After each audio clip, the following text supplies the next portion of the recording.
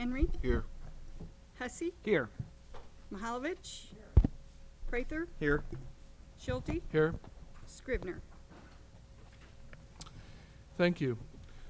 Tonight is a continuation of the Budget Committee work session. At our last meeting, we got through the mayor's proposed budget and each item that was affected, and we discussed those.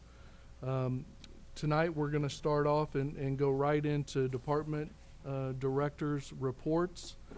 They're going to talk to us about the impact that the budget has on their departments, what their the pink sheets or what goals that they might have that we're not able to fund, what staffing levels are, and any other questions or any other comments that they might have. I would also like to encourage the council, if there's any particular topic that the mayor has in his budget that affects the departments as we're going through those, that would be a good time to ask additional questions with regard to those, or if there's a motion to be made, that would be an appropriate time to make a motion regarding those particular line items as well. Is there any questions of the council before we dive into the departments, specific departments? None? Okay, have a list here. They're not in any particular order. This was just put together to try to look at the time that we have allotted for tonight's meeting and provide for a good stopping point. And so they're not in any particular order. I would like to, between tonight and Thursday night, get through the general fund departments, if we could. And so first we'll hear from police, then mayor, council, city administrator, city clerk, public works, city councilor, municipal court, human resources, fire, finance, IT, planning and protective, and then non-departmental. So we will start off with police first. Chief, you're on. Thanks. Thank you, Mr. Chairman. I want to begin by at least sharing with you our mission statement and why is that important. We're very proud of that mission statement. And I want to tell you a couple of reasons why. First of all, that was written by our own employees. Shortly after I came, I asked for input as to how everyone felt regarding our mission, our purpose, and what we intended to do with our community and as we interacted. And so we took a variety of pieces from different sources and put it I guess this is the result of that. I want to couple that with something you said, Mr. Chairman, last Thursday, and that was the department should, when making their presentations, talk about how the budget relates to really their purpose and what we do in the community. So as we go through these slides, things will relate back to this mission statement. This is the purpose, this is what we intend to achieve each and every day, and without that budget and without the people within that are paid from that budget, we can't accomplish these things. So the next slide reflects, and they don't have our second slide. Try the third slide and see if it was just inverted. Okay. We said we took all 5 budgets that we manage and we computed the different categories, the different subsections of the budget. And as one can see, the personnel section is 90.73%, I think, of all 5 budgets. We are a people service, and that service is provided by people, and that's reflected in that pie chart. The other increments are very small compared to personnel. That's what the police department's all about, people. People helping people. So if we can proceed then to, or revert back to the second slide, and that is our organizational chart. 128 dedicated professionals. You can see the recapitulation on the lower left-hand corner. We are a paramilitary organization divided into 3 divisions, as reflected in the blue rectangles. The little numbers within each of those rectangles reflect how many people are assigned to each of those different titles or units, sections, things of that nature. So you can see we're pretty diverse. If you go across the middle in those gray rectangles, you'll see the different sections that we will more specifically address here in the next 10 minutes or so, and I do appreciate the time constraints. So as you can see, we have a patrol section, a traffic unit, an investigation section, a community action team, community services section, communication section, records section, and animal control section, right through the middle. And that forms the basis of our service. So we could proceed then to administration. The leadership of the next one, please. Two more. The command structure, as I said, we're paramilitary. There are 9 command officers in the police department, myself, and then we have a captain that heads each of the 3 divisions, and we have 5 lieutenants. 3 of those lieutenants are assigned to the patrol section. We have a lieutenant in the special services division, and then we have a lieutenant in the office of professional standards. So that forms the heart or of the leadership group. We can proceed then. We're going to talk a little bit about each of the divisions. So the first is the operations division, commanded by a captain. We have a patrol section and traffic unit. If you look, it is the largest section of the police department, and I think that's reflected in the next slide. So when we talk about the operations division, that is the largest section within the police department. That's the most visible.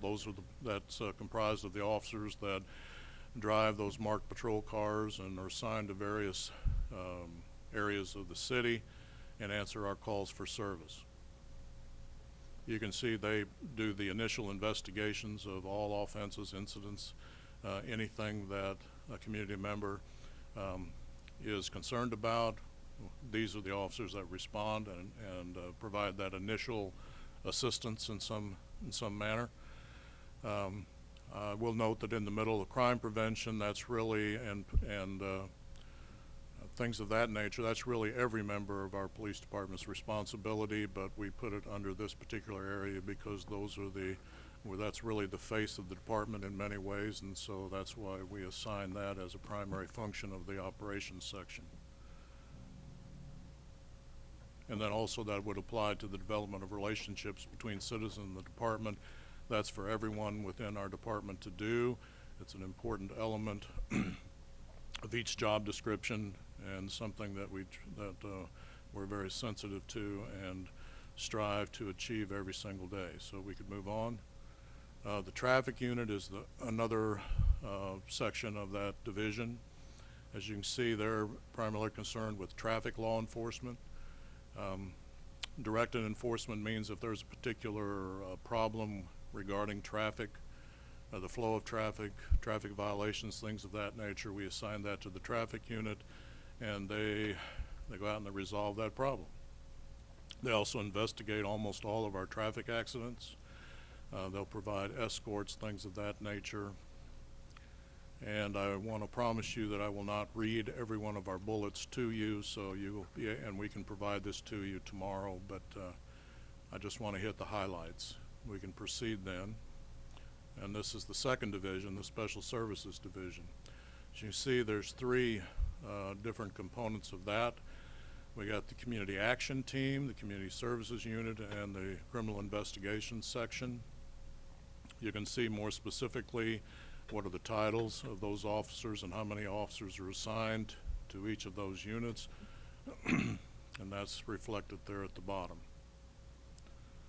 And you can see that this is quite a diverse division. There's a lot of things that are achieved by this division, and this probably is more interaction with the community in a non-adversarial way. We do a lot of problem solving. And let's move on to the Community Action Team, because that's really our problem solving unit. That's primarily the community policing team, and that's just basically going into respective neighborhoods and solving problems. It doesn't have to be a law enforcement problem. It could be something like weeds or lighting or anything of that nature, and we'll bring in the right agency or department, all with the purpose of solving that neighborhood problem. We talk about diversity. You see, we also have our K-9 unit. Our crime prevention officer works out of that. Some of our narcotics detectives work for the community with the community action team. The whole purpose is to promote community involvement and networking with our community. We move on. The community action team community programs. We wanted to give you a flavor of what we very directly, how we interact with our community, programs that we sponsor, programs that we initiated, some of them many, many years ago, as many as 30, 35 years ago. Such as Operation Toys at the bottom of that list. But we have a crime-free multi-housing program we offer periodically, our Crime Stoppers program, something that's become, unfortunately, a contemporary issue right now, and that's the heroin overdose problems that we have. We've had quite a few fatalities because of heroin overdoses, and so we put together our HOPE campaign, heroin overdose prevention education, and I will tell you that after about 3 or 4 of those community presentations, the number of fatalities and overdoses went down significantly, so we were extremely proud of that. Something that Officer Kemker has initiated is our rape aggression defense training. We've had a couple of those classes. It's very intense. It takes several nights, and it has been very well received, and we look forward to offering that periodically for a long, long time. And the feedback, of course, has been very positive. Everybody's heard of Neighborhood Watch for many, many years. We work very closely with the Downtown Business Association and things of that nature. Officer Walker has done a great job with some of his co-workers as far as food drives, the Buddy Backpack program, things of that nature. We can proceed. We're going to talk about community service, and that community service unit really are the officers that we assign to our schools. We have about 10% of our officers are assigned to schools, and I hope that clearly reflects how important we take that responsibility, that we're willing to assign 10% of our sworn personnel to our schools. And other titles you hear are school resource officers, DARE officers. The purpose of those of our being in those schools is threefold. As you will see, they function as a police officer, although that's not the primary reason they're in the schools. They're also an educator. They literally go into class at the request of the respective schools. They will teach classes. And then we counsel. A lot of kids will talk to us, believe it or not. And we make sometimes lifetime friendships with the kids that never forget that we were there when unfortunately many of them have no one else to help them. And we will do that. So we can move on. Special Services Division, Criminal Investigation Section. This is the third section of the Special Services Division that we mentioned several slides ago. As you can see, it's got crimes, crimes, crimes. Our detectives are the people that they take the crimes after initially investigated by patrol officers. They then follow up with more intense investigations, interrogations, interviews, collection of evidence, and things of that nature. So extremely important. They're the ones that take that initial report and run it through to its very end with testimony in circuit court and in most cases a conviction. I think we're going to go on to the next, and that's Support Services Division. Remember, they have, we said they had 3 sections also. We have the records section, communications section, and animal control section. And then a list of, again, the assignments within those particular units and the number of people assigned to each of those units. The records section, and this is where I hope put your mind at ease. I'm not going to read those different bullet points to you, but the records section, we document everything that we do Much of it is begun in the communications center downstairs. But then eventually there's reports, there's accident reports, there's crime reports, there's just a myriad of different types of documents, and our records section comprised of just a few people, but they ensure that everything is prepared. The packets are prepared for eventual submission to the prosecutor's office. It's an extremely important job, and they receive very little credit, considering the importance of their role in any police department, particularly in ours. So the next section, I think, is going to be communications. As I said, we have about 75,000 people in our county, and we have 20 people assigned to the communications section. So a very select group and a very important function. They receive, except for the officer-initiated calls, all the other calls from any person within our community, passing through our community, who requires some type of police, fire, or medical attention. Most of those calls originate in that communications center. They are trained interviewers. They take a little bit of information, and they know how to expand that and what questions to ask and how to ask them quickly, while at the same time, as a team, while one person is asking questions, another person is dispatching the appropriate units, all intended to have a very fast response time and provide the people who are responding with the basic information to keep them safe, and allow them to prepare mentally for what they're going to do once they get there. So extremely important, our communications center. If we go to the next slide, we'll see just how important is it. Well, we serve those 7 agencies. So we have obviously the EMS, Cole County EMS, but we have the Cole County Sheriff's Office. We communicate for the fire departments within our county, all of those fire departments. Are we busy? We receive approximately, or at least handle approximately 141,000 different types of activities. How do we arrive at 141,000? As one can see, we have those different subsections: police calls for service, those types of activities that are initiated by officers. That could be a traffic stop, it could be a crime in progress, it could be just someone maybe walking down the highway that needs some type of assistance. Fire, medical, sheriff's calls for service, and then miscellaneous activities. 141,000, divide that by 365 days, and you'll, I think, quickly appreciate how busy our 911 emergency center is. And then the next section is our animal control unit. What do? They also investigate crimes. They are compassionate group of people. I think it's unfortunate with the recent publicity that one maybe loses sight of the commitment that our animal control people have to the care and welfare of any animal within our community.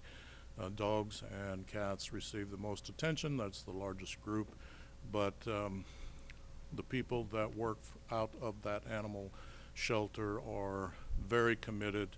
They have a very difficult job. As you can see the list, it's not always the easiest thing to do, but thank goodness we have people who are willing to do it. Is that it? I think when we were also supposed to briefly talk about pink sheets, and we submitted 2 initially, and I don't know if you still have the UPS or uninterrupted power supply source, whatever, on the list, but that was in cooperation with the IT department. We have purchased a new UPS system that will be installed on August 22nd, so that doesn't count anymore. That leaves 1 pink sheet for the police department, and that concerns the HVAC for our building. It's a very expensive item. We understand constraints, but we have a very unhealthy situation, and certainly would appreciate, you know, as time and money will allow, addressing our HVAC system, one has to just look at the filth that's collected in the filters and things of that nature, and the stuff that flies out of the vents. It's pretty gross at times. So we have one item, but it's an important one. I also want to say that in closing, we appreciate the city administrator, Nathan Nicholas, who met with Lauren and I on 2 different days.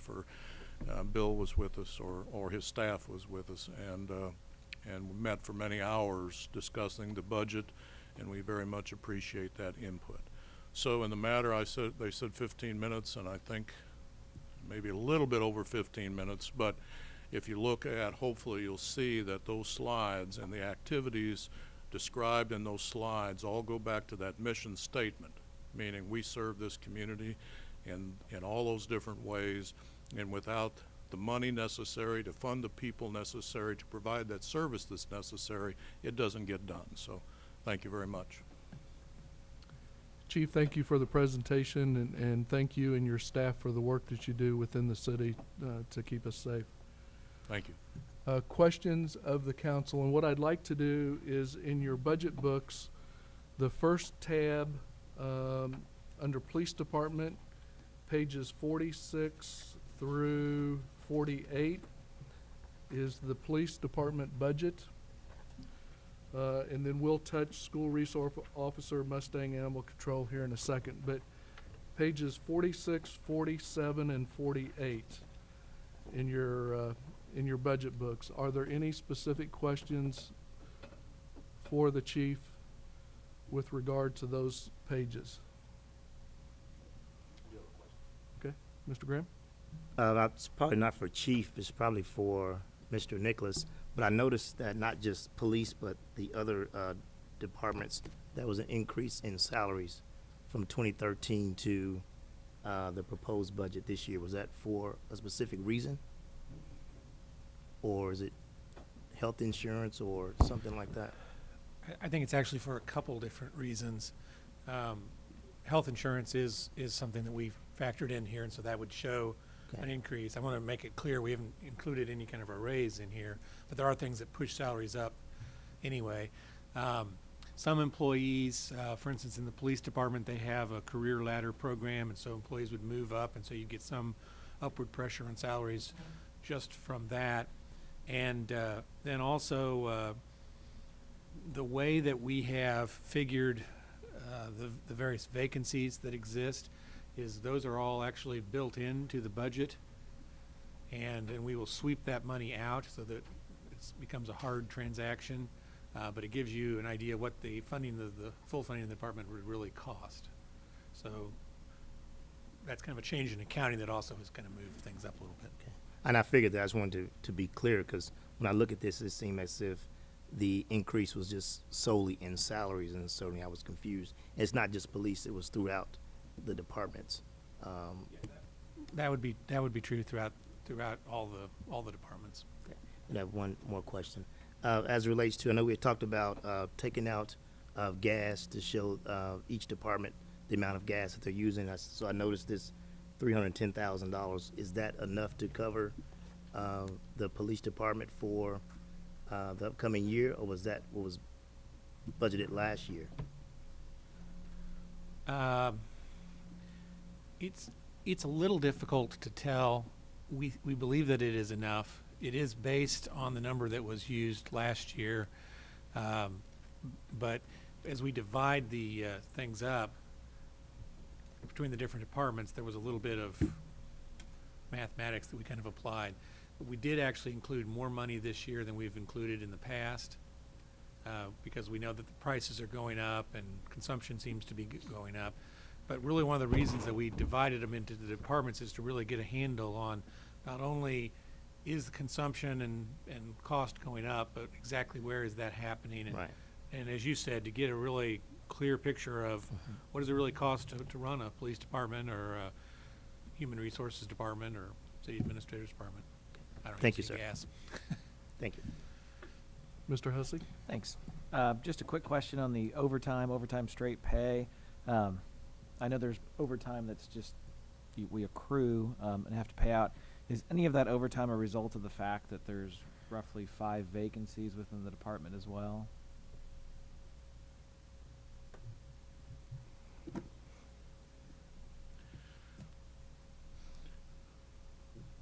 Well, it's difficult to answer, and so I'm hesitant to try to answer that because I don't want to mislead anyone. We're large enough that we're all working a little bit harder to, or hopefully smarter, maybe rather than harder. You always want to work smarter. But there's no question that when you have some shortages, sometimes people have to fill in for others on an overtime basis.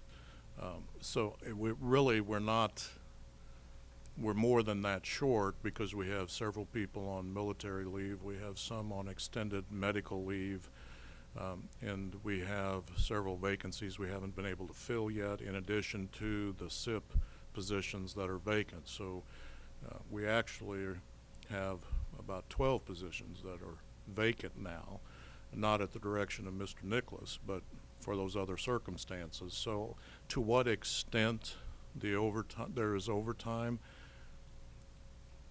we don't keep track of those of overtime in that manner. I wish I had a better answer, but it'd be speculation.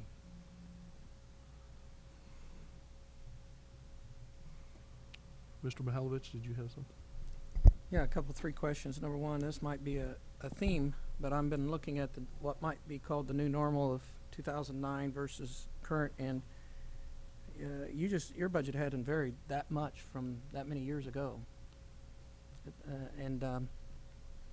So I know that it's tight and everybody's doing their job, and certainly the increase from 2009 to proposed 2012 is not too large. Do we know the amount of dollars that might be swept from these vacancy savings out of this? For just police? I can get that for you in a minute. I don't have that right off the top. I'll look and see here real quick. I think we know the total number, but not broken down by department. Okay. I had one follow. To the degree you can tell, I don't know, what is CAD? I know computer-aided dispatch, but what is that? Well, the term's been around a while, but when it was new, it was using computers to document all the information that came into a communications center. Who made that call was entered immediately. First of all, let me say the old system was handwritten.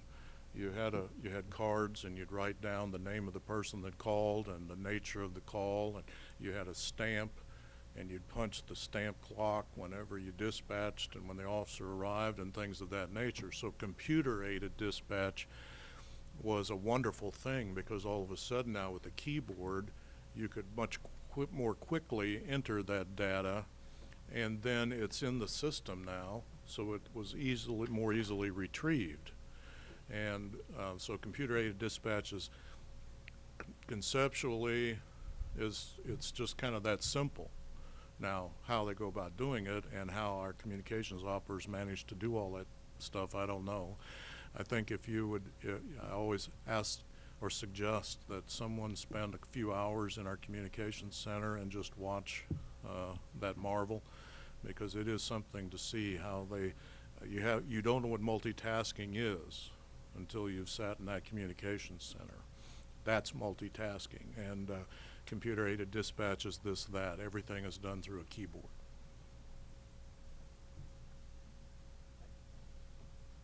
Mr. Betts? For police in its entirety, it's about, rounded numbers, about 466,000. So That's basically flat since 2009.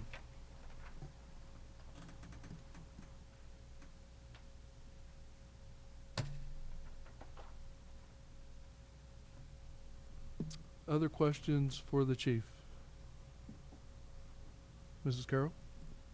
I have a question about the HVAC that you talked about, and I know you mentioned it's a health concern and sounds like it could be. I'm wondering, and maybe it's something for the council to figure out. I don't have the number in front of me that you're asking, but I also wonder if if it's something that for some reason can't be included in the budget, if there would be a way that we could at least start to budget for it for the following year. Like, could we talk about, I mean, I would hope we could cover it. If we can't, then perhaps a portion could be set aside now, knowing that we need to do it eventually. And I wondered too if there are any incentives out there. I know it seems like there tend to be a lot of energy efficient grants or different things that we could do. So I don't know if there's anything out there that, like, over the long run too, would this be a cost savings because getting new HVAC might save us money? Is there a payoff a certain period of time? Like, if we act on it sooner than later, will we see some cost savings for energy? And I guess too, when I think of this kind of thing, typically everything's housed in City Hall, so other departments aren't going to have to ask us in their budget for that kind of thing, but police and fire do because they're simply housed in different buildings. So, you know, community development is in City Hall, so if they have trouble with their HVAC, it comes over the whole City Hall budget for buildings. So I guess I just want to figure out how we can make it happen and what the needs are, how urgent they are. Is it something that needs to be done this year? And if not, if we can budget, and what incentives are out there. Thanks. I'm going to start on answering those questions, and I'll let the chief finish. And I guess the thing to explain is their HVAC is built in an odd way, where typically you would have pipes, sheet metal square pipes running air, when insulation on the outside of those. The insulation on theirs is on the inside of the pipes. That's kind of the root of the problem. And so essentially to fix it, you have to go out and replace the whole thing, all of their ductwork. And that's, I think I was just asking the chief, about $450,000. It's too big to really put in any budget. It's just so large, it makes it difficult to be a budget item. It's probably something that we need to look at, maybe from like capital improvements or things like that. It is definitely a priority, and it's definitely something we got to figure out how to do. Certainly, we can look at some grants and things, but it just wasn't. It just was too big of a pill to swallow on this budget. Mr. Scrivener? I guess that was a question that I had. I would agree with you that it sounds like a capital improvement project, and I was wondering, this didn't just pop up, has it? I mean, the building's kind of old, and I wonder why that wasn't included in capital improvement sales tax E. I can't obviously speak for others. We have mentioned this for many, many years. That's not intended as a criticism, but the volume, the magnitude of the work is significant also in terms of what it does to our building and the people inside of it. Now, that would be worth it, but now the expense kicks in, and to drop $450,000 on a project is just, even though we've talked about it for years, I know when I came in '99 there were complaints about headaches and things of that nature. So we're in 14 and a half years. It's just a significant expense, and our people don't complain much. And Nathan did a really good job of explaining the difficulties in 1979, why they put the insulation inside of the ductwork. I don't know, but you have to gut it now, really, and that's just a very serious problem, and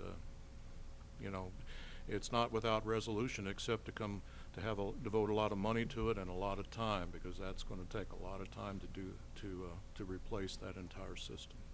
Of course, when you can plan for an expenditure of that size, I mean, we did HVAC work in this building, and we did repairs to fire stations, and we built a new fire station, and I mean, $450,000 is a lot of money, but if you have an opportunity to plan for it and do it over the course of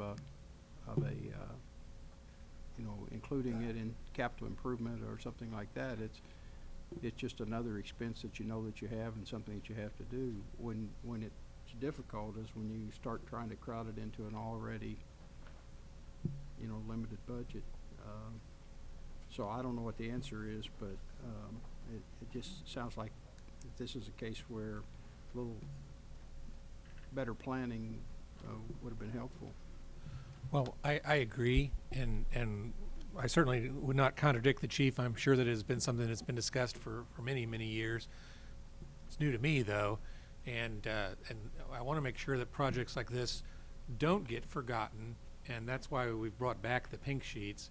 At the very least, and I mean at the very least, this would be a project that I would expect the police department to put as a pink sheet every year until it does eventually get fixed, so that we know that that problem is out there. And I do think we need, I agree with your comments, we need to get to work and figure out a solution. Right. Mayor? Mr. Chairman, I just want to address something Bob said, save me from calling 10 people later or 9 people later.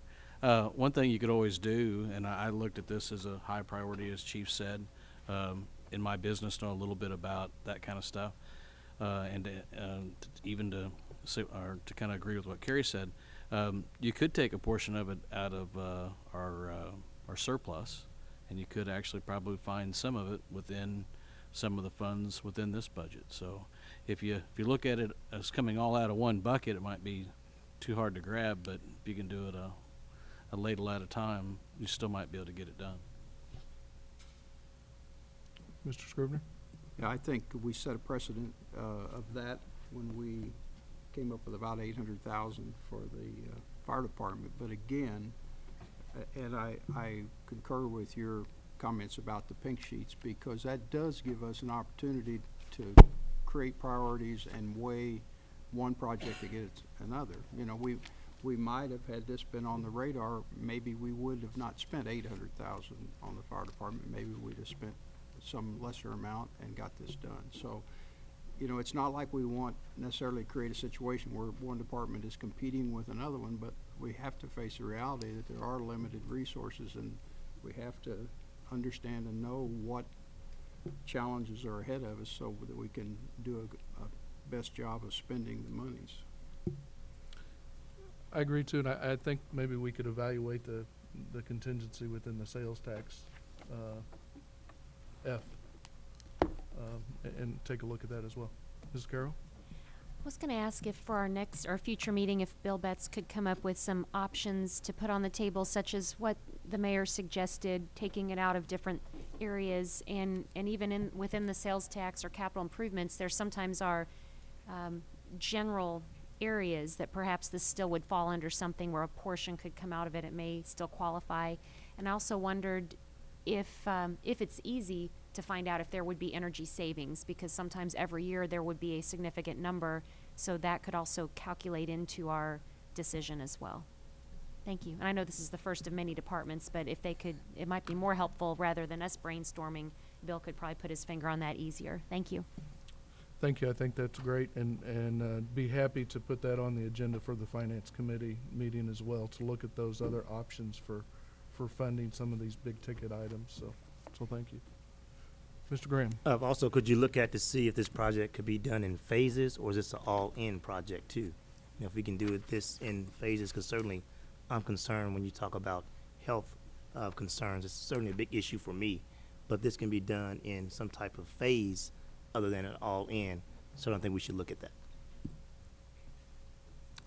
Chief, I did have one question for you. Considering the vacancy savings and the SIP program that Mr. Graham mentioned, and understanding that those positions are not in the budget to be filled in the next fiscal year, level of service, do you have any concerns, because the police department is such an important role in the city and the safety, the level of service that that the department will provide, do you have any concerns now that you've been in it, well, I guess with the vacancy savings and the SIP program, what, 6 months now that those positions have probably been vacant? Could you address that, please? It's a difficult question, because I want the community to know that I have full faith in our staff, and whatever it takes, they're going to do.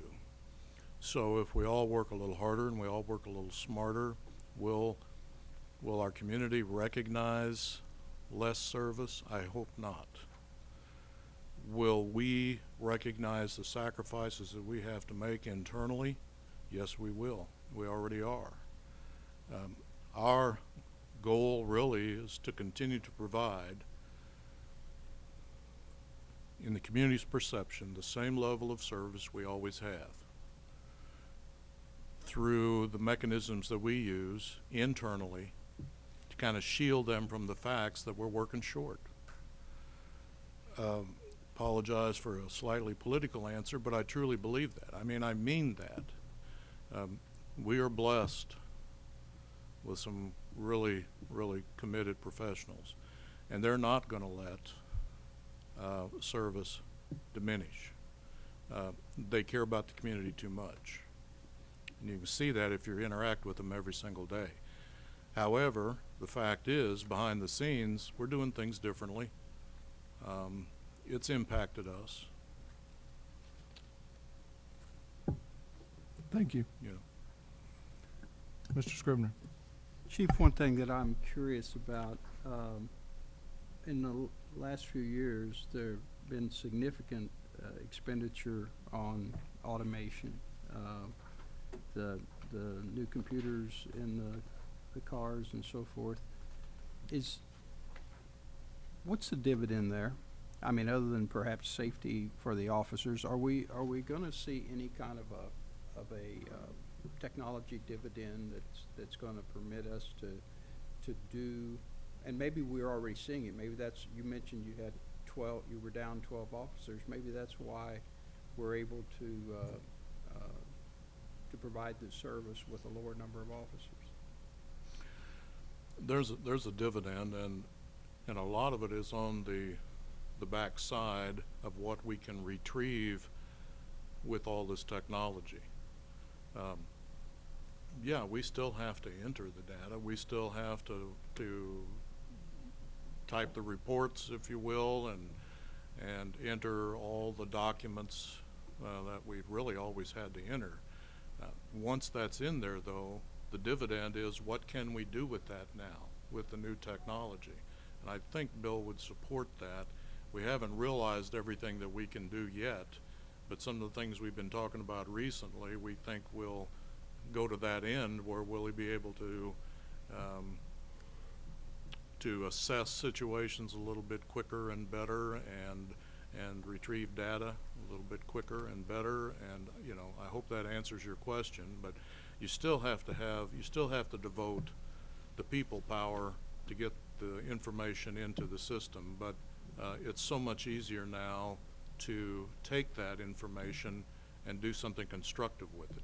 Do you think there will ever be, I know Councilman Mahalovic really likes metrics. Do you think there will ever be a measurable dividend that you could actually create a measurement and actually show us? Well, I'd never say never. We don't necessarily think in that way. We, as I say, we solve people problems. So that's not necessarily tangible, and it's a bit fluid, and it's a bit subjective. So applying some metrics to what we do, metrics might apply to our response times, to our clearance rates, to things of that nature. We could do that before, we can do that later.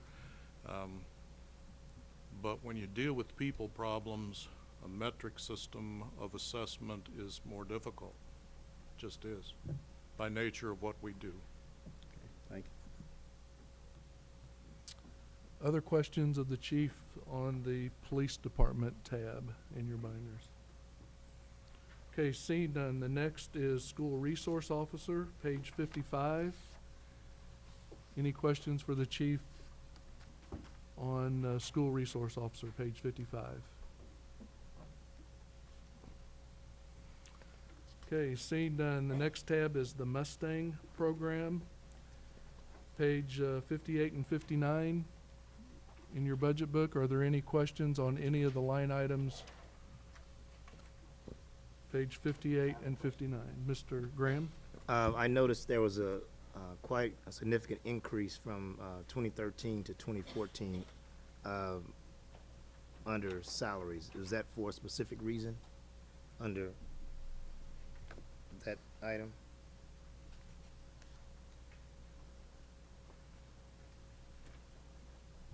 Councilman, do you have a page number, maybe? 58, Chief, under Mustang. Thank you. Yes. Do you see anything?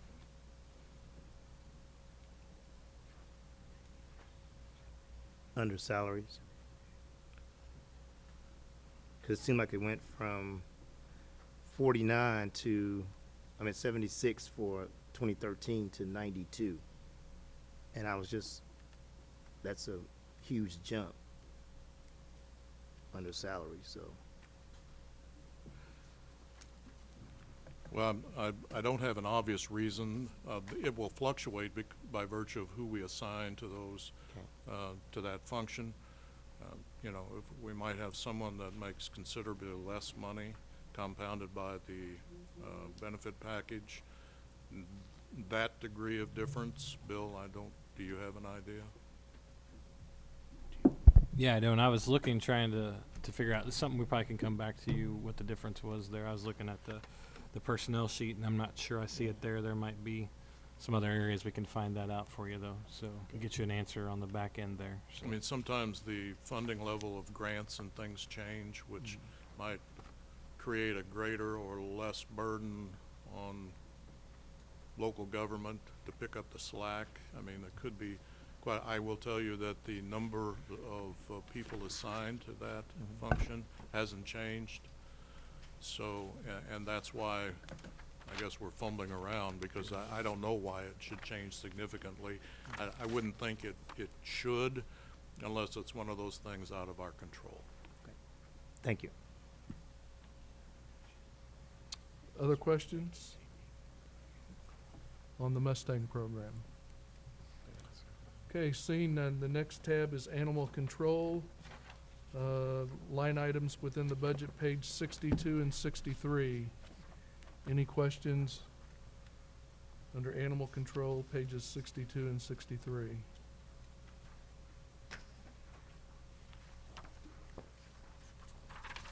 None? Okay, the last tab for the police department is the 911, pages 66 and 67. Are there any questions for the chief? Pages 66 and 67 in the budget book. Okay. Chief, again, thank you for the presentation and for the work that your department does. Thank you. in the city. Next on the agenda is the mayor and council department. Bill, Nathan, who's Mr. Nicholas? That's me, and I've got 3, and I'm going to do them all. As I said in my first slide here, it's about 2% of the budget, and I plan to take about 2% of your time. That's my first page. Mayor and council, essentially it's all personnel, 87% of that, and that's all your all salaries. We did add back in security, which is $3,000, and we did add back in dues and publications, which is $4,500. And that's pretty much all there is in mayor and council.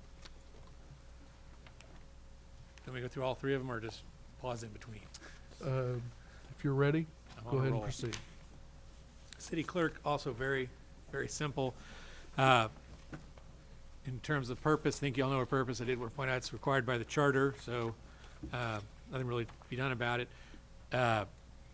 64% of their budget, of her budget, is salaries, and that's 1 1/3 FTEs.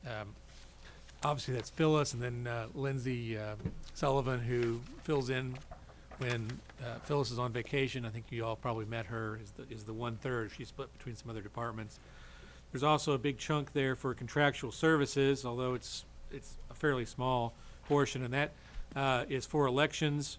Also, the scanning of records. We take all the minutes and things. We used to do that in microfilm. Now we're doing it electronically, and we actually went back and converted some of the microfilm. Did we not?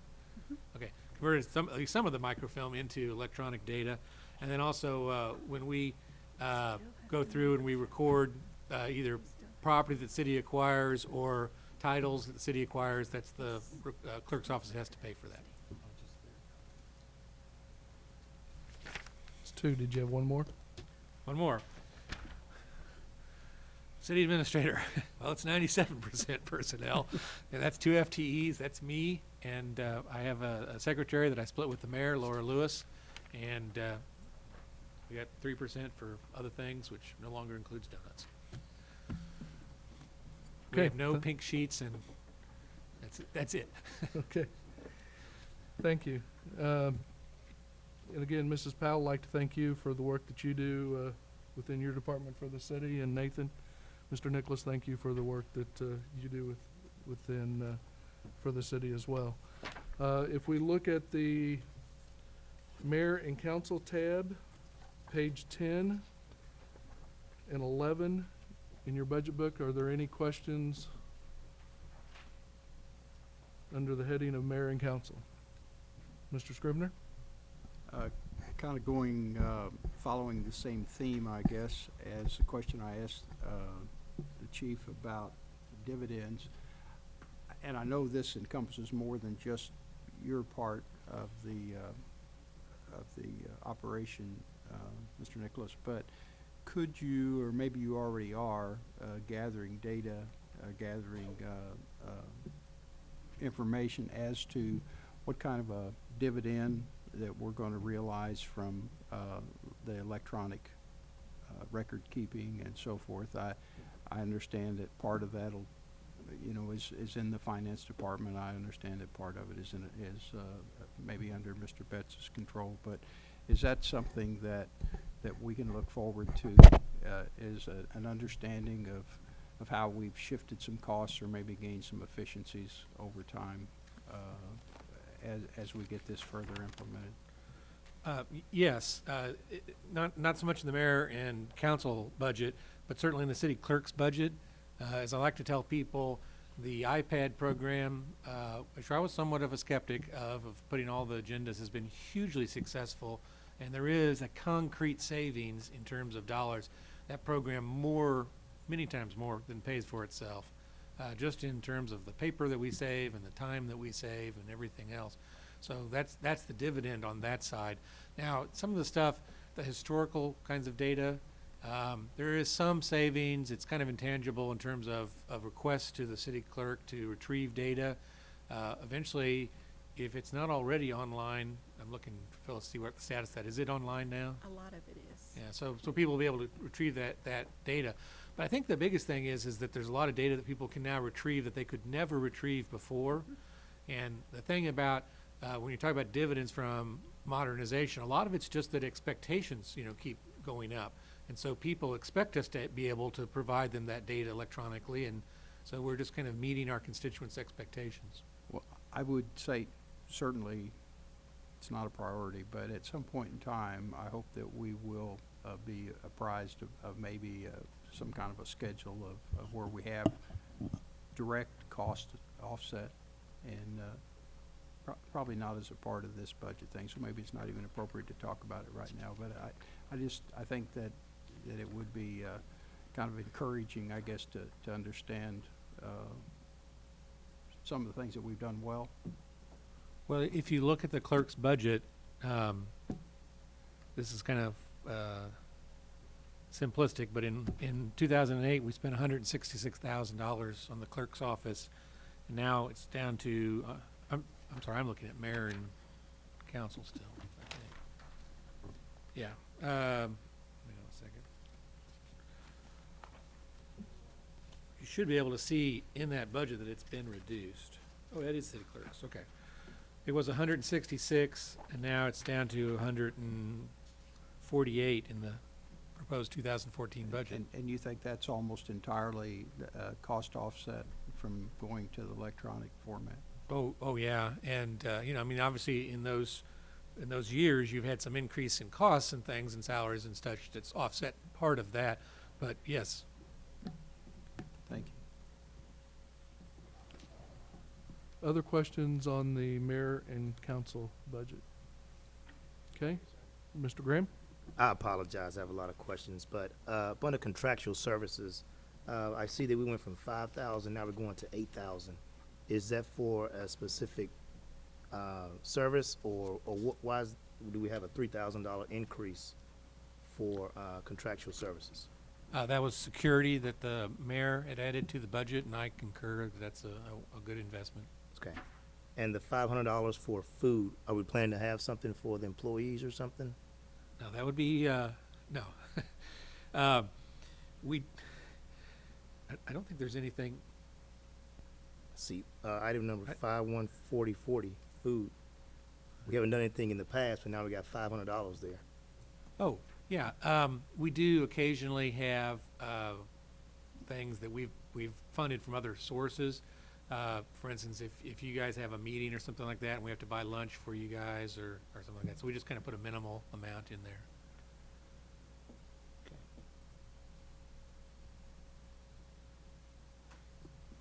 Other questions?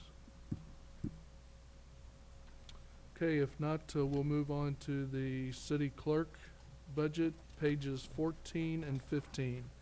Are there any questions? City clerk budget, 14 and 15. Okay, seeing none, the city administrator budget, pages 18 and 19. 18 and 19. I do have a question, Mr. Nicholas, just for confirmation. In the position control and also in the salary portion of the budget, there's a line item for a communications manager. And it's my understanding that that then is offset by the vacancy savings? Is that Correct, that is not being funded. Okay. I would like to make a motion that we eliminate the communications manager from the city administrator budget, and the offset account to that would be vacancy savings. It's a wash, but it just pulls it out of the budget. I don't foresee in the foreseeable future that we would ever fund a communications manager, and to me it just confuses the budget somewhat, and so I would make a motion that we remove that from the budget. Second. Have a motion and a second to remove the communication manager from the budget. Is there any discussion? Mrs. Carroll? I agree it's not appropriate for this budget, but I think it would be appropriate for a future year budget. I don't know when. I think it was appropriate at the time we had a communications director, but I think we just needed to maybe look at what the council really wanted from that position. So, your motion eliminates it. Well, I guess it could be brought back at any time. It's already out of the budget, so what you're doing is more eliminating it even down the road is what you're, I mean, is that, I just want to make sure I'm clear. No, I just think the vacancy savings in itself, that is I think there's just a lot of confusion surrounding vacancy savings, and if we're not gonna fund that position in the foreseeable future, I just don't see any purpose in leaving it in there. It's an $80,000 line item. And if somebody looks at the budget and doesn't understand vacancy savings, or that there even is a vacancy savings, they're thinking that there's $80,000 in the budget for a communications manager. And so I just feel like if there's positions within the vacancy savings or the SIP program for that fact that we're not gonna fund, we should eliminate them. We can always add them back at a later date if we need to. Mr. Mihalovich.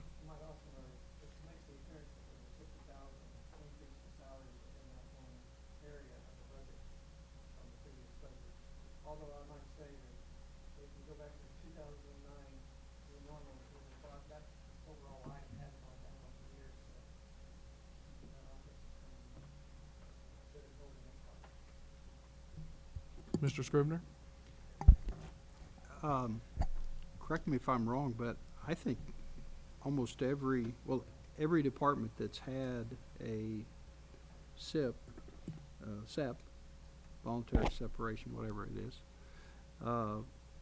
their numbers are inflated. Didn't we just learn that the police department's numbers are inflated by 400 and some thousand? So you know, to be consistent, you need to go through and reduce every budget by that amount. I mean, I don't know about anybody else, but I find it hard to really get a handle on exactly what the personnel costs are the way we're doing this. I really don't care for the way that we're doing it, but you know, I'm not in charge of accounting and certainly wasn't going to raise a fuss about it. But to look at the police department's number and then have to calculate less 443,000, and then to know that you need to do that throughout this budget, to me is really not very productive. I would agree with you. I was just taking a small step to begin with. I understand, but I also understand why department and the city administrator, not just the one we have now, but the one prior, all wanted to go ahead and fund those positions, I guess in the hope that they would be filled sometime during the year. And I don't know exactly how the ordinances are written that authorizes certain staffing levels. I know that each department kind of clings to a certain level of staffing and wants to maintain that level and consider every vacancy as a temporary vacancy. And I don't blame them. If I was a manager or a director, I probably would want to do the same thing. But it does make it a little more difficult to understand exactly what we're paying in personnel costs and whether they've gone up or whether they've gone down or whether they're staying static. I agree, and I guess I view the communications manager not, in my mind, not as a temporary vacancy. And there are other positions that we need to fund first when money is available, i.e. Police department personnel. Well, I agree that there are other personnel that need to be funded. I do think that the communications director was a good thing for the city. I think that it's something that a city, we often say that a city this size needs a finance director. I think a city this size probably needs a communications manager as well. I don't think the one we had was very well utilized, very well directed. I think she was a good person. I think she did her job well to the extent that she was, you know, that she was tasked to do her job. But I agree that it's probably not the highest priority. Mr. Hussey? Well, thank you. It seems as though a corrective measure, if you're having trouble with applying the vacancy savings to particular departments, is just to have Mr. Betts break the vacancy savings down into line items within those departments. And so instead of the big $600,000 at the beginning, take the 466, put that into police, take the 80, put that in. I'm hesitant to remove positions from the budget and remove the vacancy offset. I think that, you know, that seems like to be a larger conversation than just right now to go ahead and strike it out. And so I will vote against the motion for that reason. I think if we want to have a larger conversation about, do we think we need a communications manager? Do we think the city does? I think that's a bigger conversation than just tonight, right now, on the spot. I don't think that we necessarily want to get into that regarding positions in that way, and I certainly wouldn't want to do the same in other departments that are also experiencing vacancy savings without further conversation and discussion to see what are the needs, why is that position originally included, and you never know. It could be that next year's budget or the year after that there's an opportunity to fund. So I guess I'm hesitant to vote in favor of it at this time. Doesn't mean that I'm not opposed to down the line taking a closer look at things like that, but just not tonight. Other comments?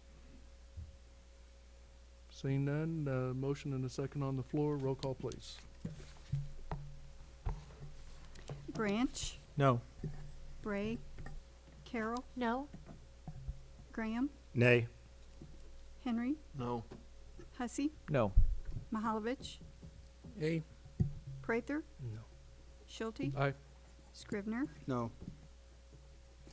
Motion fails, we will leave that line item within the budget. Any other discussion regarding city administrator? Okay. Next is Public Works. Mr. Marash?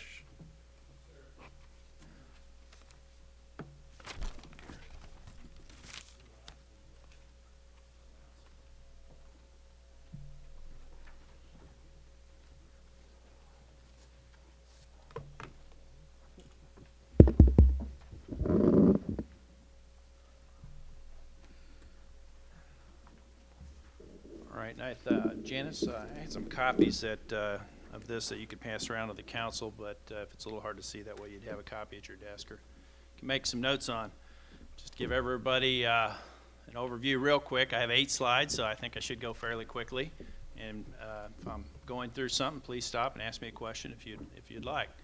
The Public Works Department, the first slide is kind of an overview of our org chart and a number of positions, those kind of things. But we have 120 positions in Public Works and other large departments, similar to the Police Department.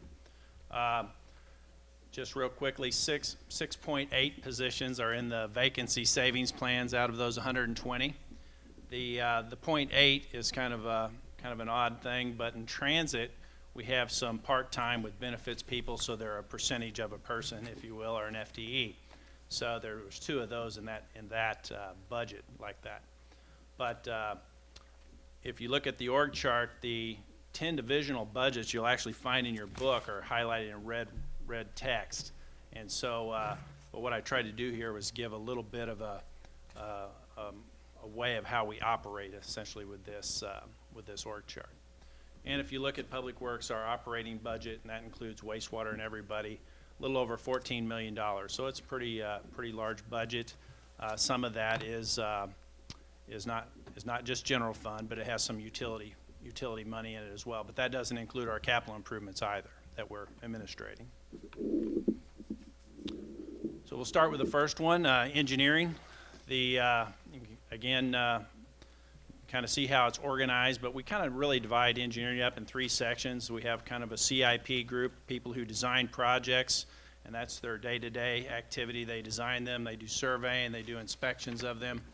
And then our second section would be development review and stormwater inspections. So as if you're a developer building a new subdivision, or you may be building the new Sam's Club that's coming in, you'll have to submit some plans for that. And we have a person and a half really that reviews those plans. And then on the far right there, stormwater and floodplain permitting, we have one person primarily in charge of that. And basically they're in charge of the city stormwater permit. And then we also administer a floodplain permitting program. So that's when we have these floods you see in the news and things, we really don't have a lot of structure flooding anymore. I think after the 93 flood, a lot of that was bought out, and then we administer this program pretty tightly. And so most of the new structures, or they should be all the new structures, built in such a way that they won't flood, or they're planned to be flooded in a certain way at least. And so that really helps in those events. But within engineering, we have 14 positions on that chart, and 2 of those are in the vacancy plan. One is a city engineer, which I am and was, I guess is what you would call it. And the CIP designer, that person actually, we had somebody retire that was really in the development review section, and they moved from CIP over to development review. So that's where our 2 vacancies are in that department there. Now we'll move into the operations, and Britt's here tonight as well. He's our operations director, but there's really 4 divisions in operations, so I've kind of highlighted the first one there, streets, and we'll talk about that one. But again, pretty large department in Public Works. There's 25.5 positions. Britt is the half position. His salary is actually contained in the street department and then the parking utility. And so half of his salary is paid out of streets, although he does administer central maintenance and our airport. Within this budget, there's also 2 vacancy savings positions, and those are at the street, basically street workers, if you will, doing the actual work in the field. Those are the 2 positions that are vacant in this budget. One good thing that we really appreciate, the seasonal salaries were restored to the budget. We really utilize a lot of summer help to help us painting curbs, mowing, right-of-ways, things of that nature. Not a lot of technical jobs, but we do get a lot of work out of those seasonal employees, so we're real happy about that. And what I've tried to do on each of these budgets is just say kind of budget highlights and kind of some goals and challenges for each. So that's kind of the format here. But really, when you look at the street department, what are they doing? They're, we're tasked with maintenance of our streets and right-of-ways, but you can see we've got about 250 centerline miles of streets. Then the stormwater structures, 13,000 of those, over 830,000 feet of stormwater system, and then quite a few traffic signals for a city of this size, but 38 traffic signals are school crossings that have the maybe activated with a push button. It's not quite a traffic signal, but it does take a fair amount of maintenance. The school zones, those are the flashing lights. And then we have city-maintained streetlight systems, such as the downtown system with the Acorn lights. So we have an electrician in the group that goes around and maintains those streetlights and signals. Kind of some of our challenges that we're evaluating. Also, besides the reduced staff, so we're kind of adjusting our crews there. Basically, with the 2 vacancies, we're down to basically a crew. Usually we have 2 or 3 men crews, so that's basically a full crew we're down. So we're adjusting that level of work. The other thing is, we haven't been replacing equipment at a very good rate lately. And so that is a concern to us, or a challenge we've recognized. And, that equipment as it ages, hopefully it doesn't all come due at once, but that is something that our other departments, such as like wastewater, we have a pretty good, where we're keeping up with our equipment replacement. Here at the street department, we don't have any equipment in this budget. And even in the last couple years, it's been pretty minimal. So if you look for pink sheet items, this is one of the pink sheet items. We talk about some equipment replacement. I think we talked about the patch truck the other night, but we had some other items in there, such as a trailer and rehabbing 3 snowplows, because snowplows are very expensive items. And Britt had found a way to maybe go and had 3 of them rehabbed, so save a little money there. And I think there was a street sweeper, very high cost item, but they don't tend to last a long time. But we were lucky several years ago with an equipment plan to replace a lot of the fleet at the street department. So it's still in pretty good shape, but over time, as that thing ages, that will become a problem. So it's something to be alert of in the future.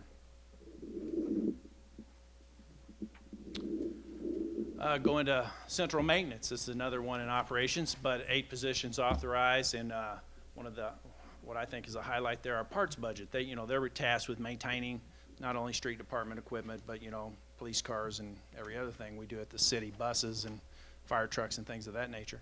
But that part budget is flat from last year. I think we're on good track. Britt and I have discussed this quite a bit and believe that we should be in good shape. It just depends what breaks down. But as our fleet ages, that general fleet of the city, the equipment, the parts budget tends to rise a little bit. So we'll be watching that and watching for those clues. That what they also do, they maintain our central fueling and vehicle wash down there at their facility. And then again, monitoring that parts budget would be a challenge of ours over the coming years. Whoops, went backwards. Okay, over at the airport, another operations division, 2 positions over there. The general fund, and some of these, I know Councilman Schulte, you had indicated maybe not talking about the utility funds. This one has a subsidy though, and I had them all in here anyway, so I'll try to go through them pretty fast if it's all right with you. But there is a general fund subsidy for the airport, and there's 2 positions authorized: the manager and a maintenance person. Again, we had a pink sheet item in the budget, and it was basically had to do with maintenance personnel and maybe some summer help, if you will, seasonal help. A lot of mowing at the airport, as you can well imagine. We have some tractors to do that, but you got to have some people helping. So right now we're filling that item with folks from the street department. But if we were to, maybe we even talked about realigning the budget to put those people actually in here so we get more of a true cost of how we're maintaining, or what it costs to maintain the airport. So that's something we can also work on internally. And then just some upcoming things. We have a couple major capital projects we're working on. One of them is actually, I believe we just received the bids on it, and it might be on your next council agenda, is the voltage regulator. I think it's a $300,000+ project over there. But then next year, and these are both grant projects, by the way, is a runway, basically runway reconstruction and its lighting. So that's a very expensive project. And I believe both of those are 95% grant funded. So the match comes out of the half-cent sales tax CIP. So go to the next one, parking division. They have 7.5 positions. Again, there's Britt's other half in there. But again, on this particular utility, no general fund subsidy, and it actually pays a chargeback to the general fund, and I listed it there for this year, a little over $150,000. Some of the things in the budget, one of the highlights are really we're looking at replacing our scooters with 2 electric scooters. Right now they're gas powered. It's something, you know, again, on that maintenance cycle, just keeping up with the equipment. But they quit making the version we have now, and so I think Britt and the guys have searched around and found these that would be adequate for our situation. Just kind of, again, describing under the goals and challenges what these guys do. Of course, everybody knows we have parking structures and lots and things of that nature, and they're tasked with maintaining those and then enforcing the parking regulations. There was a pink sheet item for this group. I think it was a total cost of $7,000. It reflected the changes that we would like to see in our classification of how we class our personnel down there, more similar to other things, guys at the street department and other divisions. So that's what that pertains to. Wastewater division, another large division of public works, 35 positions, no general fund subsidy. The charge back to those folks, back to the general funds, a little over or close to $800,000 this year. If you look in the budget, they have about, I think, 5 pickup trucks and then various equipment such as pumps, blowers. I think some excavation equipment attachments are in there, things of that nature. The really goals and challenges, obviously, much like the street department, they have a pretty good sized system to maintain. And then our treatment plants, of course, are state of the art, but do require a lot of attention. The other thing we're working on is implementing our $35 million bond capital improvement plan. So that's some of the big CIPs you see come out of wastewater. And then, again, we always have ever-present compliance issues with DNR and EPA. So probably hear more about those in the future. On to transit. The transit division, I think we've discussed it a lot here in the recent past, but it has 25 positions. We have 2.8 of those are the vacancy savings positions in transit. The subsidy this year in 2014, I wanted to highlight that a little bit. I think Bill did the other night as well, but it's about $360,000 this year. It has been quite a bit more in the past. That is because of some of the accounting, I think some of the procedures that have been followed here recently. They looked at taking money out of its fund balance and leveling that subsidy off. This year anyway. So wanted to point out, I went through and kind of tried to add up the grants, grant support for this group, but they do a little over $1 million comes in grants to help with the operating costs of transit. And just some of the things they do every day, you know, our goals and challenges, they operate 6 fixed routes. We have 4 tripper routes and then 8 paratransit buses. Another thing coming up, we have a leaky roof down at the Miller Street facility, which is for our transit division. Then underneath is our central maintenance. We feel like we can fund that out of our CIP account right now, that it's allotted to transit. And then, of course, just continually looking at how we can improve transit and maximize its efficiency. Over the last couple of years, many changes have been made, and we think there's probably some more to come yet. So really, that's it. Try to answer any questions. We're new to some of these divisions, but we'll give it a good shot if we can. Mr. Morash, thank you for your presentation, and to thank you and your staff for all the work that you do for the city. We'll go through these tabs like we did the others. Public Works Central Maintenance, pages 107 and 108. Are there questions for Mr. Morash? Central Maintenance, pages 107 and 108.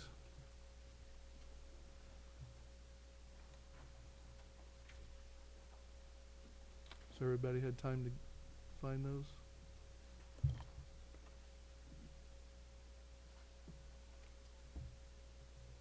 Okay. Public Works Administration section, pages 111 and 112. Are there any questions? 111 and 112.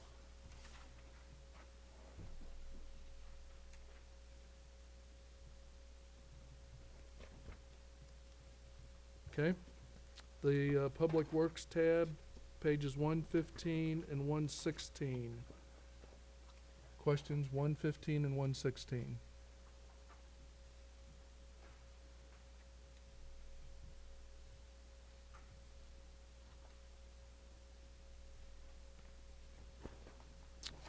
Okay, seeing none, Public Works Streets Division, pages 119 and 120. 119 and 120. Questions? No? Okay, Mr. Marash covered some of the enterprise funds, airport parking, transit, wastewater. Is the council prepared to look at those this evening, or would you rather wait and get through the general fund items and come back to these four? Any preference?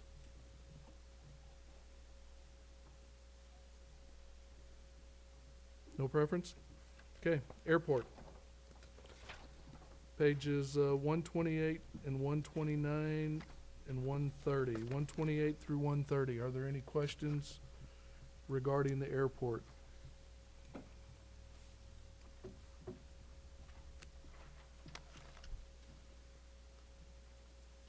Y'all are quiet tonight. Parking division. 134, 135, 36, and 37. 134 through 137. Are there any questions regarding parking? Mr. Prather. I just noticed an increase on the admin administration charges. Not sure which line item that is. 526020. It went from actual on 2012 from 139,000 up to 154,000, about a $15,000 increase. I just wonder if someone can explain why there's such a large increase, what we're anticipating. We moved part of Mr. Smith's salary into that. We increased the amount that was in that.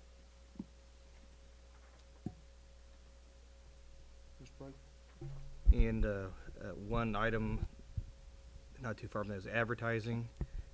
There was nothing in 2012, and it was bumped $3,000. Just kind of curious as to what kind of advertising we're doing for parking.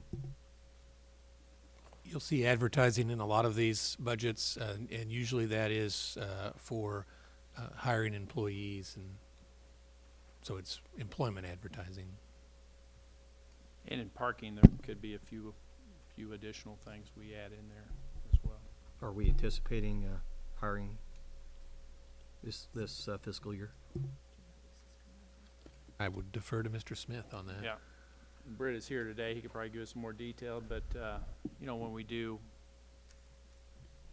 It's going to make sure on parking with it when it comes to hiring, since they're an enterprise fund, they wouldn't be part of our freeze with SIP and vacancy savings since they're an enterprise fund of their own. So if they did lose a person or whatnot, Mr. Smith would be authorized. The idea of the advertising budget there, we're often looking to partner with folks in the downtown area in reference to anything we can do to promote parking within the downtown, within the downtown. So we've always tried to carry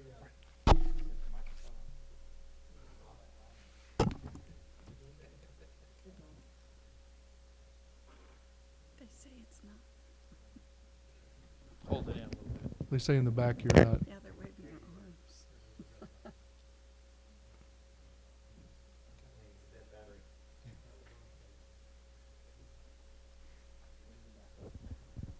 Test.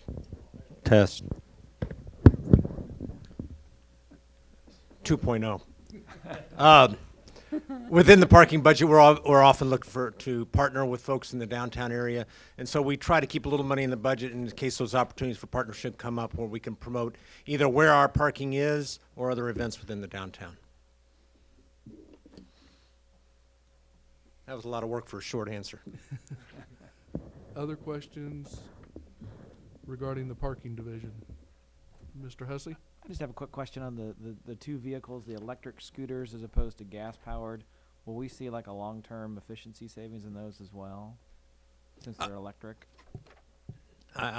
Yes, we do hope that we will see a long-term benefit there. And we spent a lot of time researching it. We didn't make this change lightly. We spent the last 3 years looking for the right vehicle. We found we don't want to be out on the bleeding edge of technology, but we do want to try to be out there a little bit. There's a couple other communities that have already switched to them and have been very pleased with them. That's the reason we're heading that direction. Mr. Scrivener? When are you planning to do that? And the funds for that's going to come from what parking? Yes, 100% of the funds that support parking come from parking operations. There is absolutely no general revenue subsidy, and the funds would come from the parking fund to pay for those vehicles. And that's in 2013? It's in the 2013 budget. Other questions? Mr. Nicholas? The parking has one pink sheet item, which is some personnel increases. Of course, parking can fund that themselves. The reason that I did not include it in the budget is I felt it needed to go through the normal process, and I would recommend that it does that it goes through, I believe, administration is the process, and I actually support it. I just didn't put it in the budget because of the process. Thank you. Mrs. Carroll? So do we need to add that to the next administration committee next month? Or are you going to just go ahead and do that? I believe that Ms. Strope needs to do some work to get prepared for that, Okay. so I'd really So defer to whenever her the time is when right, she's you'll ready. just go ahead. We don't need to ask for it to be done. You'll just go ahead and put it on for us. Okay, thank you. Correct. Other questions? Thank you. Okay. Mr. Graham? I know that going back to under gas, oil, and antifreeze, I'm glad to see that we are breaking that out by the various departments. And I see that there's $132,000 for you in that area, Matt. And I was wondering, I know you don't have this tonight, but if you get me a list of not the individuals, but the positions or that actually take home vehicles, city vehicles after hours, and possibly the number of times in which the previous year they had to be dispatched that will require them to use the vehicles, if you could. We can do that. Thank you. Okay, next tab is transit. Pages 142 through 145 in your budget. 142 through 145. Are there any questions regarding transit?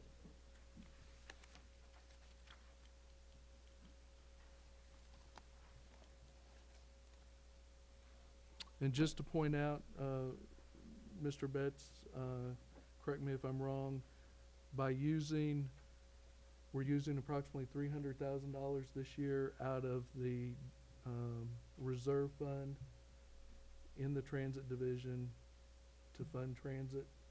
So next year we will have to make up that $300,000 within the budget. Is that correct?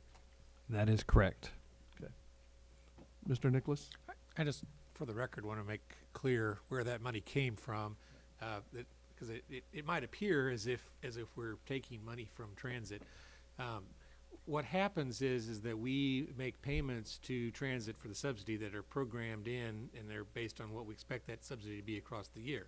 But transit may do better than what we expect, in which case they don't use all the subsidy that they were given. And what we used to do is we'd go through at the end of the year and equalize that out, so that we were only paying for the difference that it took for them to operate. And we haven't done that in a couple years, and so as a result they built up some money and we're just simply putting that back to the use it was originally intended. Thank you for the explanation. Mr. Mihaljevic? Would that not normally go into the fund balance, or is that because transit's different? If it had been swept out when it occurred, it would have gone into the fund balance. Mr. Scrivener? I might also point out that approximately, or maybe in the first year that I was on the council, which is, what, 5 years ago, I guess, there was about an $800,000 deficit the other way, and the council had to come up with about $800,000 out of our fund balance to make transit whole. So it kind of goes both ways. This time we were able to sweep 300 out, but a previous time we put 800 in. So I do want to say this, and I would just urge caution for the council, and you probably don't need to be told this, but I'm going to say it anyway, that this 300 creates an issue for next year, because that's 300,000 we won't have next year. So any kind of ongoing expense that you're considering adding to this year's budget, just remember it'll be there next year, and we're starting with a $300,000 hole. Thank you. Any other questions regarding transit? Okay, wastewater. Pages 148 through 156. 148 through 156.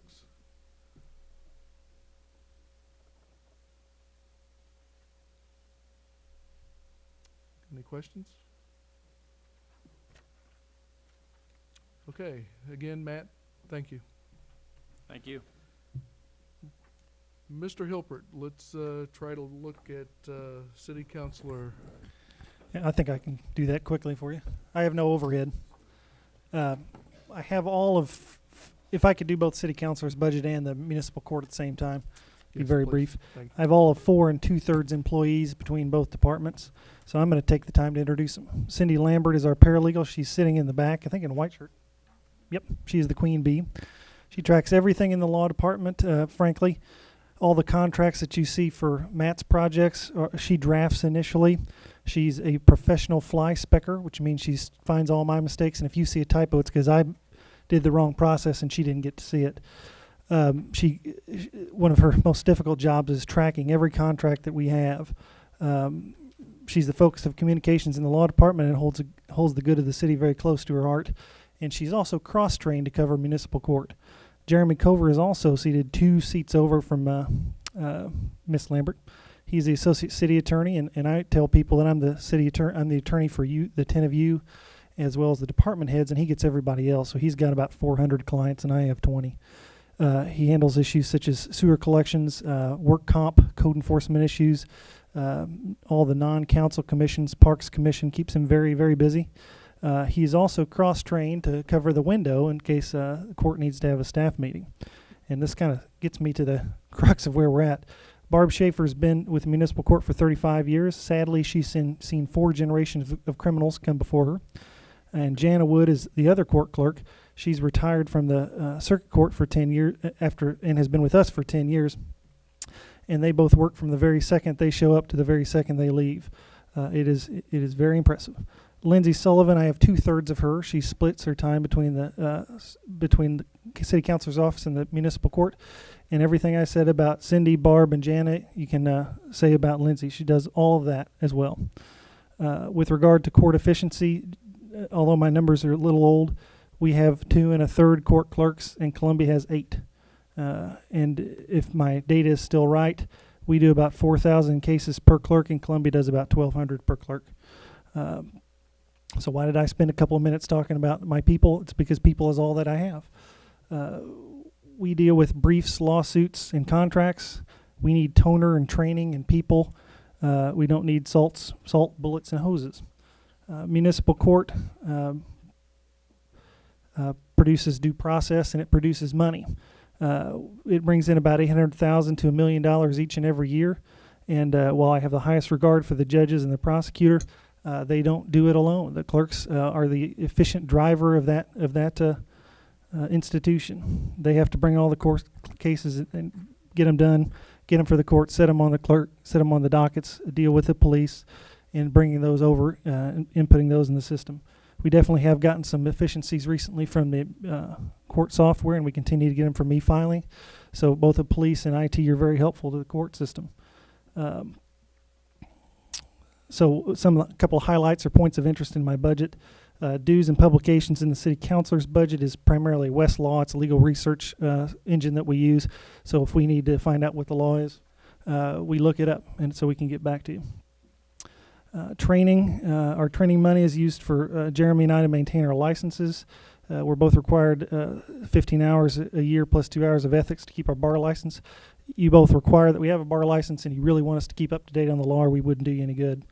Cindy Lambert also is on the board of the Missouri Paralegals Association, and she also has training requirements.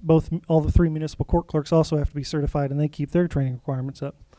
There is money in my budget for outside counsel because there are simply some things that I don't know. A good example is the PSC. You almost have to have somebody over there all the time, and we have some outside counsel doing that. A change in this year's court budget. What once was one big category of professional services, we've broken into 3. One is outside counsel, and that is the people that the judge appoints when someone comes into municipal court facing jail time and has a threat of jail time and can't afford their own attorney. So the courts have to appoint someone for them. So that's divided out this year. Court security, which the council instituted last year, has been a very good thing for municipal court. It was a bad situation before that, and it's worked out well. Third then is the professional services budget, which is very small, but could be things like assisting us with court software. The biggest bulk of supplies for both of us are, for both departments, are toner, and we print. That's what we do, and we produce in that fashion, so that's the biggest issue of our supplies.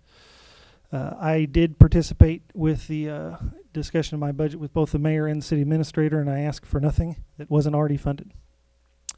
I would have liked to give the quality people that I have a raise, and obviously we don't have money for that. But if all I've got is compliments, then I want to spend them, and I want you to hear it, and I want the public to hear it. From the law department and municipal court, you get efficiency and you get value. We have efficiencies that places like Columbia can only dream about.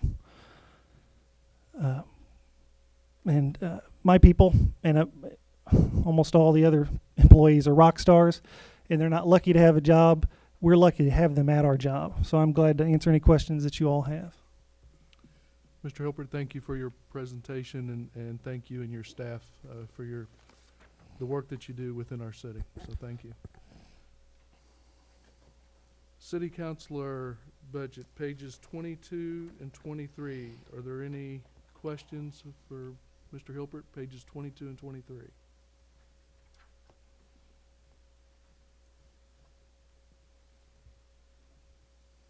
None? Municipal Court, pages 26, 27. Are there any questions regarding Municipal Court? Mr. Scrivener? Have you had any feedback yet, or is it too early to assess what the changes in court hours, has that had any significant impact on either the operation of the city hall or on the efficiencies gained? Or I think it's been very good. Although I know it causes some problems for Bill's people being in the hallways. The judge has wrapped tighter control around the courtroom to kind of make up for that, and the court security folks are doing an extra job. It has kept us from needing to use any overtime, so it's not a huge savings, but it does keep our court clerks from having to use some overtime. So it's been some efficiencies there. We've dipped maybe a tad in collections, but it could be unrelated. It could be people having to wake up and show up to court too, because they got to be here a little bit earlier. Court had a meeting with staff last week to determine if they wanted to go forward. I don't know what with the daytime court, and I don't know what his decision is, but it certainly seemed to lean towards going down that route. The prosecutor has a bit of difficulty because during the day now he can't have court hours. So I volunteered Jeremy and I to cover an hour and a half a day of municipal court during the day in case he has people to meet. It's on Wednesday, so we'll just schedule it. But I think us giving up our time, one of us can usually be here, will be better than everyone having to work at night till 8 or 9 or 10. So I'm very happy with it. I hope the judge is, and I hope the council is. And one other question, it's my understanding that there is scheduled in the near future or sometime in the future a further electronic application to the court system as well. Is that something that is on the schedule, and can you share with us when? Well, I believe you're referencing we just instituted the e-ticketing, and that's going through now. We're going to try to go paperless with Bill's guys in IT. And if you've ever seen our court, it's super duper small. And we've got files, I guess I shouldn't disclose them, at other places. And I'm very hopeful that that will allow us to make some good decisions about how we can conduct court, because it's possible we could have more done in court and less done in there. Certainly saving space, which is at a premium where we're at. So if that's what you mean, that's certainly looking forward to going paperless. And I think I'll toot our own horn and said, Law's been one of the first to go paperless. And though they all expected us to resent it, we've done very well. Thank you. Other questions? Okay, I have 7:13, and without objection, accept a motion to adjourn. Second. Have a motion and a second. A quick announcement before we vote. Our next meeting is Thursday, August 15th, 5:30 to 7 here in the council's chambers. Also would like to remind the public that on Monday, August 19th is our public hearing on the budget at our regular city council meeting at 6 p.m. and would encourage those who would like to speak regarding the budget to attend that meeting. One last thing, again, I'd like to thank all the department directors for their presentations this evening. On Thursday, we will hear from Human Resources, Fire, Finance, IT, Planning, Protective Services, and non-departmental.